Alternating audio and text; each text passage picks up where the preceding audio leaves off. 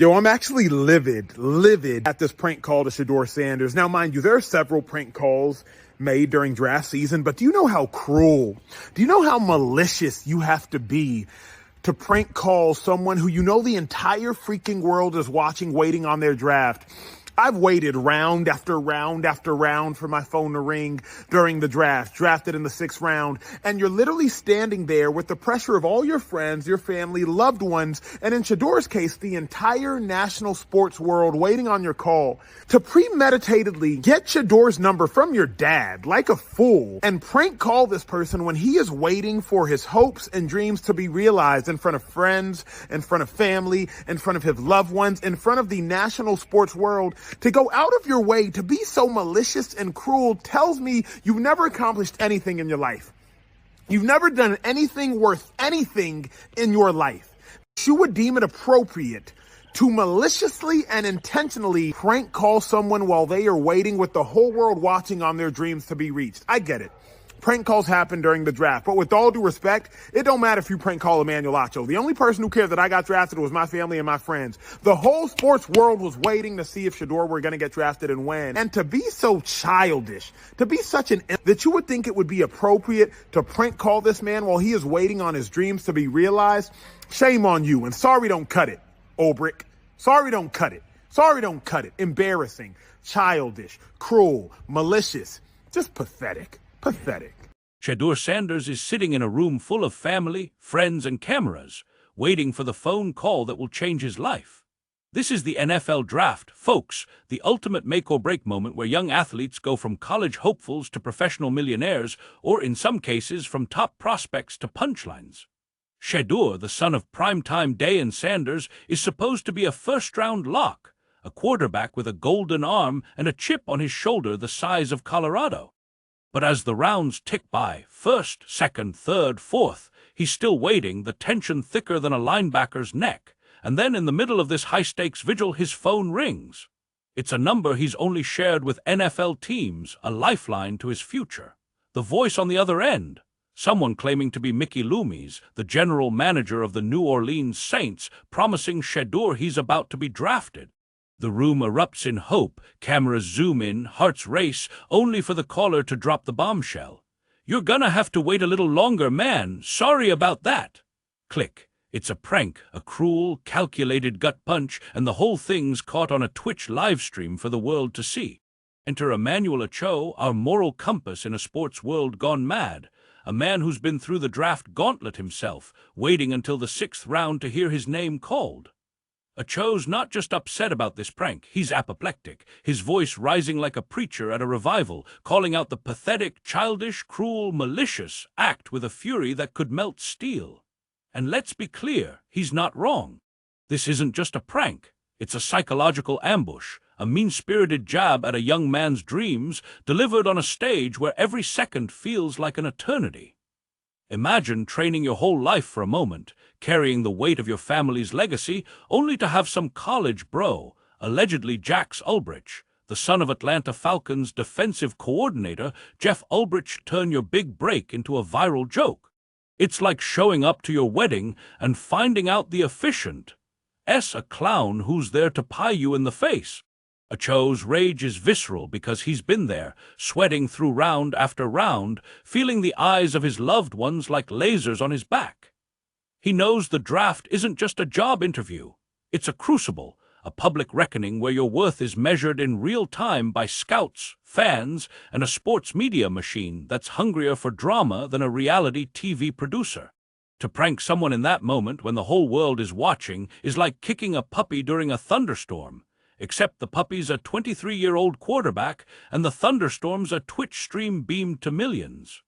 Acho's calling it what it is, a disgusting act of cruelty, a betrayal of the unspoken code that says you don't mess with someone's dreams, especially not for a cheap laugh. As liberals, we're supposed to be the ones who care about fairness, empathy, and lifting people up instead of tearing them down. So when something like this happens, when a young black quarterback, already under a microscope because of his famous father and his own larger-than-life persona, gets pranked in front of the world, it's not just a sports story, it's a cultural gut punch. Acho's livid because this prank isn't just about Shedeur Sanders. It's about a system, a culture, a world that seems to delight in knocking young people down, especially young people of color who dare to shine too bright. Shedeur's not just any prospect. He's Dayan Sanders' son, a kid who's been carrying the weight of prime-time expectations since he could throw a spiral.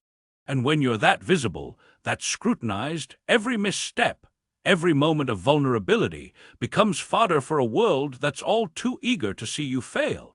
Acho's outrage is the liberal conscience in overdrive, a reminder that cruelty isn't just a personal failing, it's a societal one.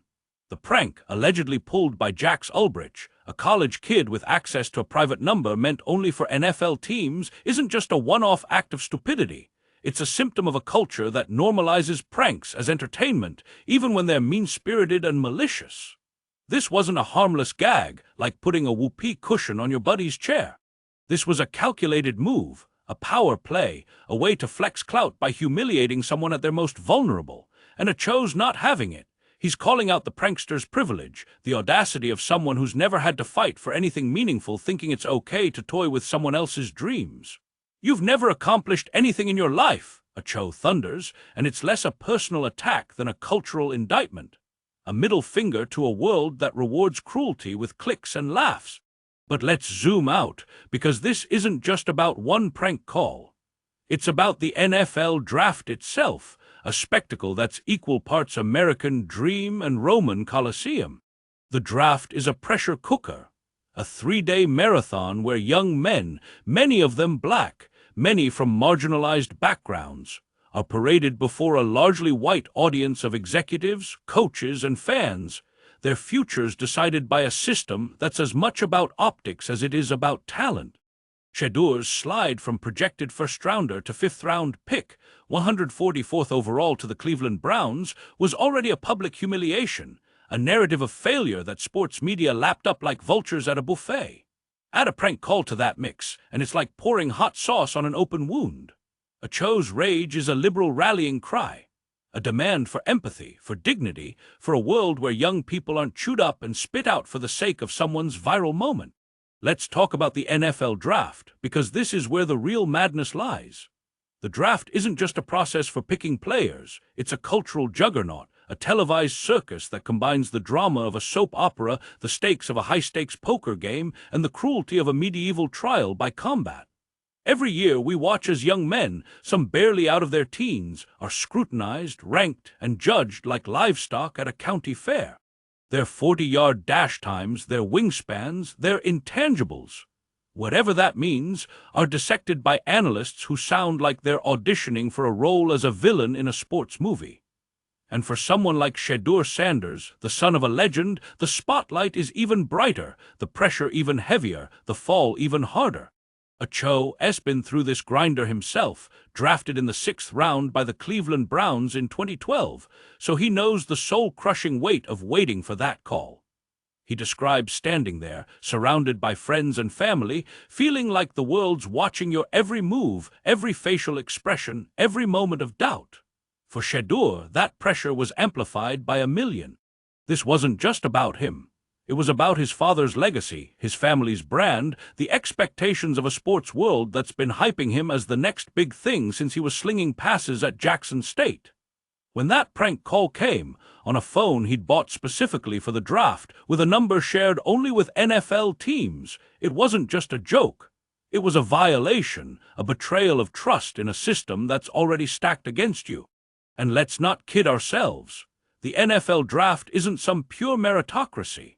It's a machine, a multi-billion-dollar industry that thrives on drama, spectacle, and the occasional public shaming. Shedeur's draft slide wasn't just about his on-field performance, though critics pointed to his entitled demeanor and horrible body language as red flags. It was about a system that loves to build people up only to tear them down, to turn a kid's dream into a narrative of failure for clicks and ratings. Acho's calling out the prank as pathetic and disgusting. But he's also calling out the broader culture that enables this kind of cruelty. A culture where a college kid thinks it's okay to humiliate a draft prospect because, Hey, it'll go viral on X. This is capitalism's favorite blood sport, folks, where young men are commodified, their dreams weaponized, and their pain turned into content. Now, let's get real, because we can't talk about Shedeur Sanders without talking about race. As a black quarterback, Shedeur has been under a microscope since day one, his every move dissected with a scrutiny that white prospects rarely face. He's not just a player, he's a symbol, carrying the weight of a position that's historically been dominated by white athletes. A position where black quarterbacks like Lamar Jackson and Jalen Hurts have had to fight tooth and nail to prove their worth. When Acho talks about Shedeur's draft slide, he's not just talking about football. He's talking about a world where black excellence is too often met with skepticism, where a kid like Shedeur has to be twice as good to get half the respect. Acho's been criticized for suggesting that Shedeur's refusal to code switch, to adjust his behavior to appease the predominantly white NFL decision-makers, contributed to his draft slide. It's a controversial take, one that sparked debates about whether Acho's blaming Shedeur for staying true to himself or calling out the systemic biases of the NFL. But let's be clear, Acho is not saying Shedeur should have changed who he is. He's saying the system is rigged, that the NFL's power structure, still overwhelmingly white, rewards conformity and punishes authenticity, especially when that authenticity comes with a black face and a famous last name. The prank call in this context isn't just cruel. It's a microaggression, a reminder that Shedeur's place in the spotlight comes with a target on his back.